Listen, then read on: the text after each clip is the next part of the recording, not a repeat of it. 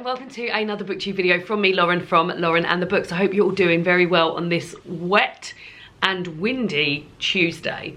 Today's video is my TBR for Spring Cosy Reading Night, which is happening this Friday, the 31st of March, between the hours of 7 PM and 10 PM BST, because despite the weather, it is British summertime here now.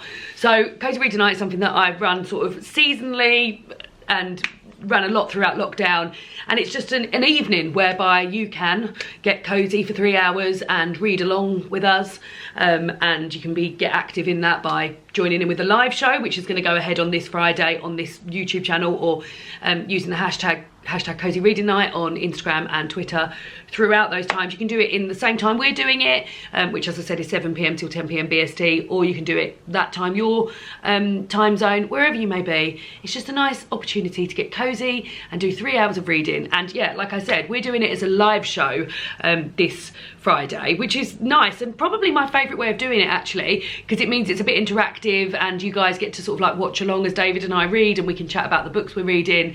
And yeah, it's a really nice sort of place to be, and I'm really looking forward to it because we haven't done one of these for a long time. We didn't do a Christmas Cosy Reading Night. We did a Christmas Patreon Cosy Reading Night, but yeah, it's been some time since we've done one of these. So spring, hurrah, and that also means that it's going to be a little bit lighter in the evening as well. So hopefully it won't be raining and miserable, but yeah, hopefully it'll be a little bit lighter on that evening. Sometimes, like, I remember before doing Cosy Reading Nights, when we've got the window open, you can hear like birds and stuff, which is lovely.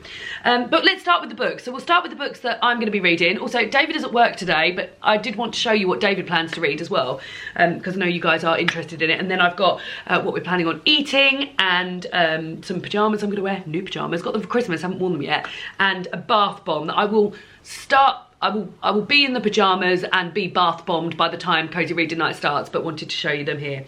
So the book that I'm going to be reading, I'm going to stick to one book. So I've been known to split the evening into 3 and read a different book per hour, split the evening in half and read one book for the first hour and a half, another book for the other. But I think I'm going to just crack on with this and start this in the Cosy Reading Night, which I think will be very fun. And that's Strange Sally Diamond by Liz Nugent.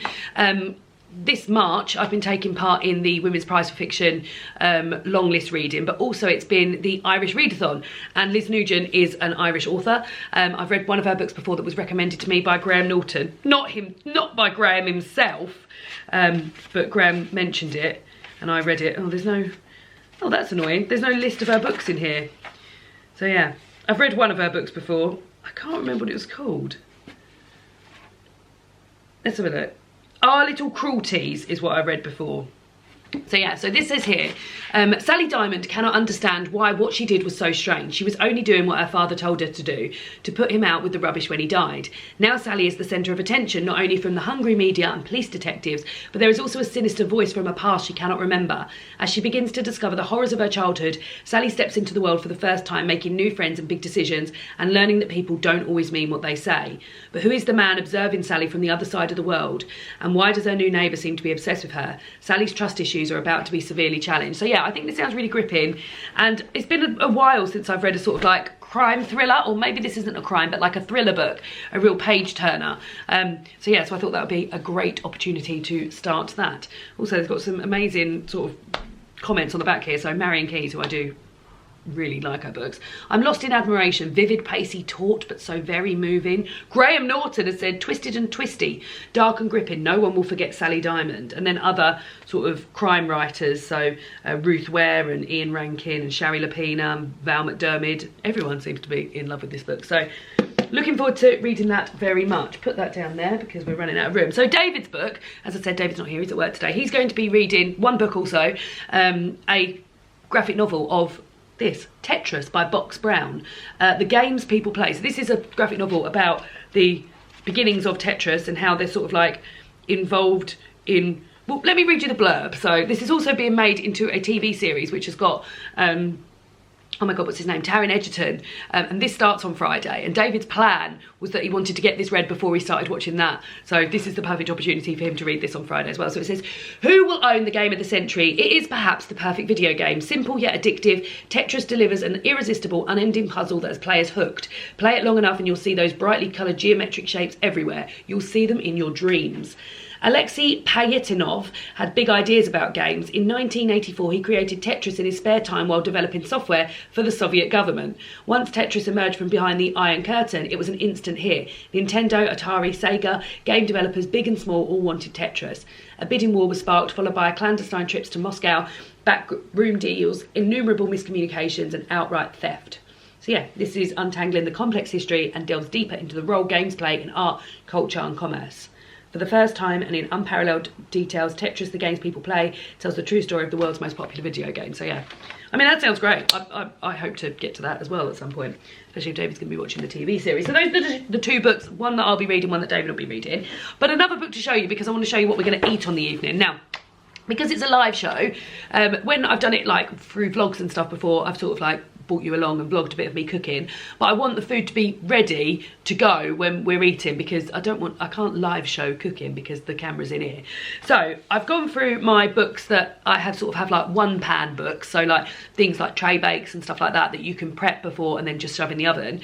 And this is one of my favourite cookbooks. This is One Pot Three Ways by Rachel Ammer. These are all vegan recipes, and it has 3 different ways of cooking things, so either in a tray bake, in a pot, on like a stew, or in like a frying pan.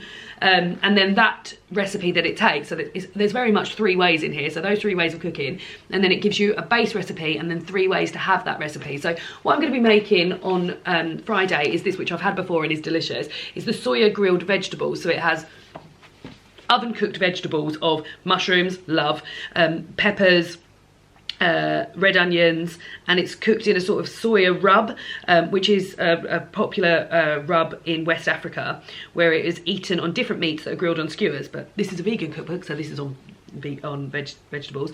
And the spice mix is made up of peanuts, ground ginger, paprika, garlic granules, cayenne pepper, salt and soy sauce. And then the way we're going to be enjoying it, so that's the base recipe, and then the 3 ways that you can have it are Suya kebab wraps, kale salad with peanut vinaigrette, or jollof with plantain and salad. So we're going to go for the kebab wraps, because I also find when I'm reading to have something sort of like hand eating, I find quite easy, and I love eating stuff in wraps. So we'll be making the pickled cabbage that goes with it. We won't be making the chili sauce because I don't like anything spicy, but we'll be having the tzatziki as well. And that's what we'll be having. So very much looking forward to that. That is something that we always enjoy eating. And it sort of feels a bit summery, it feels a bit barbecuey maybe, so maybe that will make us feel a bit, if the weather isn't great, it will still make us feel a little bit more spring-like. So as I said, the pyjamas I'm planning to wear are brand new pyjamas that David's sister got me for Christmas, and I'd sort of forgotten about them a bit. I think maybe because they're brightly coloured and I always saw them as a bit summery, and also because they're very nice and I wanted to save them for a special occasion. And what could be a special occasioner when you're wearing pyjamas than Cosy Reading night? So here they are. They're from Anthropologie. They're a range they did in conjunction with Marcus Navarro, and look how lovely they are. They've got all these sort of tigers and bright colours all over them, and they're this sort of like old-fashioned pyjamas, and then the bottoms that go with them also have the tigers and the flowers and stuff with them. So yes, very much looking forward to those. They feel really soft and really like they're going to be very, very cozy. So looking forward to being posh in my new pyjamas. Very much looking forward to being posh in my new pyjamas. Want to fold them up. And they actually smell lovely because they've been sat with my bath bomb on them while I've been getting the video ready. So the bath bomb I bought a bath bomb yesterday. Well, I say I bought a bath bomb yesterday. I didn't buy it. I got it for free because I had so many pots to take back. I don't know if you're aware, but with Lush, which is where I got this bath bomb, I can't believe how good it smells. If you collect shower gel bottles or little pots, you can exchange them, 5 of those, and you can get a free face mask. Or you can, for every pot you take back, it's 50p. So I had 17 pots yesterday. So I got myself this bath cube, which I'm going to show you in a minute. I can't believe how good this smells. It makes my glands go because I want to drink it. Another little Easter bubble bar, which is very cute, in the shape of a hen, which I've had a little bit of in my bath today. And then I bought the golden egg shower gel as well. So yeah, and I was able to get however much money, 17 times 50 is, like £8.50. Yeah, £8.50 off of that stuff. So very happy. So yeah, this was nothing. So this was a lovely treat. So this is the salt water soother Epsom salt cube. So Epsom salts, I always hear good things about, like in terms of like resting and relaxing. And I remember when I first bought this, the person I bought it for said, oh yeah, you've got to make sure you spend at least 20 minutes in the bath for the Epsom salts to do their bit. But it smells absolutely amazing. There's 2 of these. They've got like a lavender sleepy one as well, which was also lovely. But this one I just love so much. So yeah, it's a cube and half of it is yellow and half of it is blue. And it just smells so nice. And I don't know if that is the salt. You can see it's sort of like sparkling in it a bit. But yeah. So there we go. I'll start with a bath. I'll be bathed and in my pyjamas by the time you come on over for the live show at 7 o'clock on Friday. Whoa, at 7 o'clock on Friday. 7 PM BST, because we're in British sometime now. And yeah, looking forward to it. Let me know down below if you're planning on joining in, what you're planning on reading, and what you're planning on eating. Love to hear people's plans for Cosy Reading Night, always. And I'll see you all again soon for another booktube video. But if I don't see you again soon for the other booktube video, which I think, it'll be my reading wrap up going up on Thursday, I'll see you on the actual live show on Friday at 7 PM BST on this here channel. So yeah, see you then. Bye!